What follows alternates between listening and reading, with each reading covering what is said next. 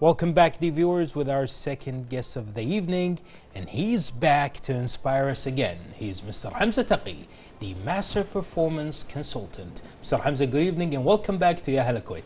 Good evening to you and to your audience, and I'm always glad to be back. It's always a pleasure, sir. So can you explain to us, please, what happens to the brain when you develop a new habit?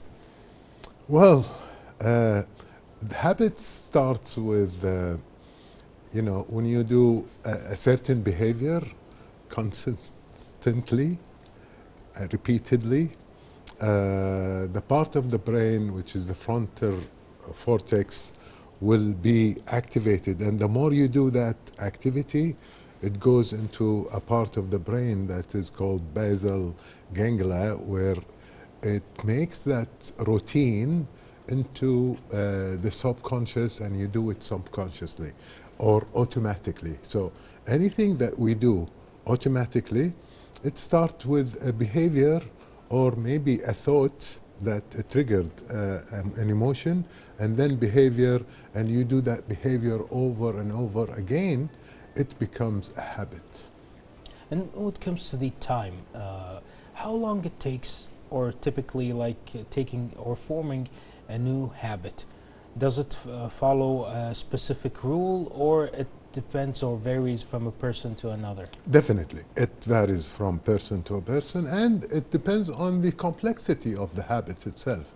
So some researchers, they say it takes from 21 days to 66 days. So if it's like, for example, you want to get into a habit of drinking water 8 glasses a day, that's a habit that you can, build in 21 days. But if you want to go to the gym for three times a day of a week or 4 times a week, then no, that requires you to do that for 66 days to build that habit, so you go automatically to the gym. That's new information. Some people always tie it to 21 days, but as you mentioned, sir, due to the gym, it's more challenging, isn't it? Yes, it's more challenging because you need motivation, you need discipline, you need sometimes maybe a partner that, encourages you to definitely. go. Yeah. What about the misconceptions and also people have, like, or they get when forming new habits? Well, basically, one of the misconceptions is the fact that it only takes 21 days. No, so it depends again. It depends on the environment, it depends on the personality of the person, how motivated they are to take that a new habit. And then where the thoughts are, when you are like, you wanted that habit, so you have like a desire for that habit, you can cut it shorter because you're motivated and you're more disciplined to do it. Exactly, and the enthusiasm also. Yeah, the enthusiasm part is very major because you're not used to do something, you're into the habit, for example, of sitting and watching TV or, snacking on TV, and that can be unhealthy. So what you do, you have to change that environment or remove the snacks, for example, or the unhealthy snack with a healthy snack.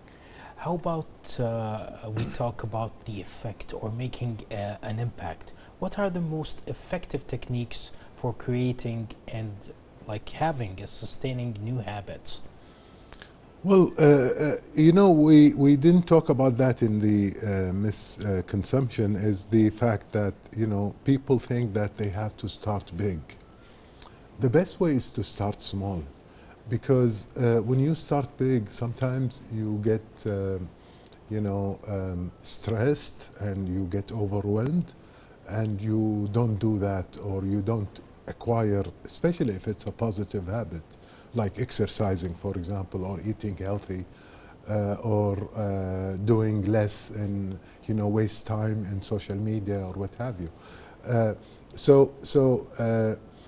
What we do usually when we want to change a habit is to replace it with another habit, or for example, where we mix it with another habit. An example of this could be like, you know, you want to stretch every morning. So you link the stretch with an existing routine or existing habits that you have. For example, brushing your teeth. So when you brush your teeth in the morning, you immediately go into the 5-minute stretching. So that helps you, you know, take new habits.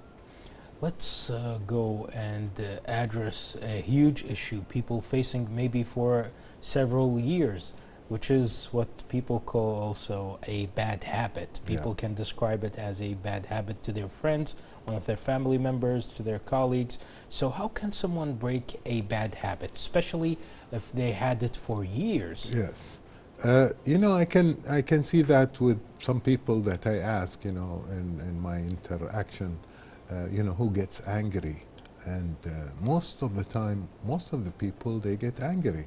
And that's a habit, right? And it could be built for years. And if you ask them why you get angry, that's me. I can't be not. Is it normal to say not that's angry? No, it's not. It's avoidance of the fact that you have a bad habit, and you have the personal responsibility to change that habit to the better. You know, everybody who gets angry, they regret after the, you know, the incidents. They say, why, what did I say, or why did I do that? You know, they regret whatever, you know, behavior that came out from them. And that tells you that it's a wrong thing to do. So it's a bad habit. And to get rid of it is basically to know what triggers it, or what's the cues, you know. So you have to have strategic cues, and you have to make it into routine. But what makes you angry? What makes you? And you look at into retrospects, and you see the time that you were angry, and what triggers your anger, and find out that cue, and then change your routine, and then award yourself when you catch yourself wanting to get angry. Just pause and take a deep breath, and then respond rather than react. So there is many techniques that you can build into, you know, changing habits or habits formation. And the best one is the loop of the cues, routine, and awards or rewards. You want to, you know, when you start small things, it's easier to start a small change. But over time, that small change will become a bigger change that will impact you big time. For example, if you don't have, if you want to read and you are not a good reader, it's good to put a book on your pillow, so that triggers you. That's the cue that tells you, oh, I should read. And you start small with 1 page a day. So when you start, if it's 1 page a day, it's doable. So you do 1 page a day, and the next day the same. After a while, you see yourself, you love reading, you'll go to 5, you'll go to 10, and hopefully you go for a book per week. Hopefully. Yeah. And let's go back, sir, to the scratch. Yes. Building, or let's say the foundation of building a habit. Let's talk more, please, about the formation of the habit, and how can we adjust and manage a new habit? It's basically, it starts with a thought or a cue, a trigger, a stimuli that comes from abroad. Maybe it's a commercial on any of the platforms, and you see it and you say, oh, I should, you know, drink coffee because coffee is healthy, for example. And you start, you know, trying a new coffee, and you like it, and then you start doing it on daily basis consistently, and then you see the reward of the coffee, and then it becomes automatic. It becomes automatic after repeating it so many times. Like, you know, remember the first time when we drove a car? We were like very conscious. We were like looking at the rear window, the side mirror, and we were very careful. We cannot do anything. We cannot think of. We are focused on driving the car. after repeating that for so many times, now the car drives by itself. We go everywhere like automatically. It's subconsciously, it's done. And that's the power of habit, really. You want to do things without efforts, and that's the habit that comes. But we don't want to have negative habit. We always want positive habit that impact the world that we live in a positive way. How about constancy and its role in building a habit? And do you have any tips, please, regarding the motivation, how we can motivate ourselves and others when it comes to building a new habit, starting a new good habit, let's say, or keeping and maintaining a great habit? Absolutely. It's basically, you know, the reward and the motivation part and the environment plays a big role. Who are you being with? Like, for example, if let's take that if somebody wants to become a vegetarian out of health reason and they want to be healthy, they cannot be with people who are eating, you know, non-vegetarian. So they have to have the environment set up in a way that helps them take that habit, and they have to reward themselves if they do it. You know, if they do it, for example, once a week, or and then 3 times a week, and then 4, you know, and then the whole week, and then the whole month, and a little bit by little, and if they see the benefits of it, then why not? They continue. If they don't see the benefit of it, then they can look for something else. But a habit requires of us to first identify what we want and have really a goal that is reasonable, attainable, you can achieve it, rather than a big goal. And sometimes a big goal can be chunked into little pieces, and once you do that little piece, it will encourage you and you get the discipline, especially if you are celebrating the small wins that you are winning each time. And it can be for so many things, like you know, for example, sleeping early. If you are used to sleeping late, and it's a habit, sleeping late, but if you know that is not healthy for you, and it's your organs and your system and your body, your health needs that rest in the specific time, then you try to sleep, you know, before you sleep at 1, then you sleep at 12, you know, then you sleep at 11, then you sleep at 10.